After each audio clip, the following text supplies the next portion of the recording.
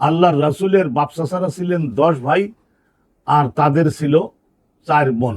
হযরতে খাজা আব্দুল মুত্তালিবের 10 পুত্র সন্তান ছিলেন। 10 পুত্র সন্তানের নামগুলি আপনারা জেনে নিন। একজন ছিলেন হযরত আব্বাস, আর হযরতে হামজা। নবী পাকের বাপ ছিলেন খাজা আব্দুল্লাহ, উনি ছিলেন সকলের মধ্যে বয়সে ছোট।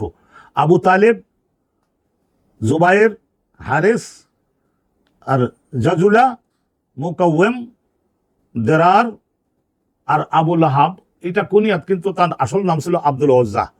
এই 10 ভাই খাজা আব্দুল মোতালেবের এই 10 পুত্র সন্তান জন্মগ্রহণ করেছিলেন, সকলেরই বংশ ছিল। আর 4 কন্যা সন্তান ছিলেন নবী পাকের ফুফিরা 4 জন। একজন হলেন হযরতে সাফিয়া, আর দ্বিতীয় ছিলেন হযরতে উম্মে হাকিম আল বায়দা, আর ছিলেন আতেকা, আর ছিলেন হযরত উমায়মা।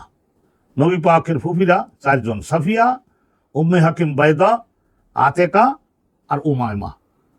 সংক্ষিপ্তভাবে রাসূলুল্লাহর বাপ চাচারা 10 ভাই এবং 4 বোন। আল্লাহ রাব্বুল আলামিন তাদের সকলের মধ্য থেকে খাজা আব্দুল্লাহকে আল্লাহ রাব্বুল আলামিন বাছাই করলেন।